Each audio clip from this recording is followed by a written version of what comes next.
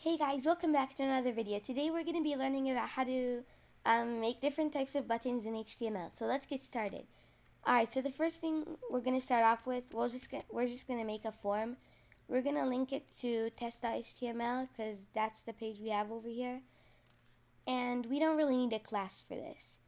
And in the last episode I described what a class is. It's kind of like it is a name, and so if you're going to style it or like give it a type of name or something like that. Yeah, okay, so inside of here what we have to do is write input and then submit over here. We don't need a name, we don't really need a name right now.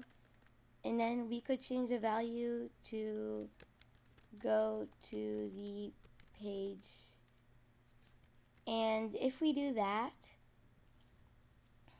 let me just close this. Okay, and then we can reopen the page. We'll go to index. Alright, and now as you guys could see, it says go to the page right here, and now it took us to test.html. So if we were to, there's also another way to make a button, which I'll show you right now. We could, instead of write input, we could just write button type, just like that. And then it'll be the exact same thing. It's not really a big change. And there is another way to make a button. And instead of this, we could just say, just go. Okay. And outside of the form, oh, and just quickly, if you guys put in button for this, it's not going to work. Because this is a form, so the form wants to submit everything, and if you just write button, it's not gonna, like, it doesn't have a link to the page because this form is for the submit type. So if we write it as button and we refresh, it's just a regular button. But if we write it as a submit, we refresh, it's a little tiny. Okay, let's go ahead and fix that. So in the value, we're actually not going to do that. We're just going to type in go over here, and then we're going to end it off by saying button.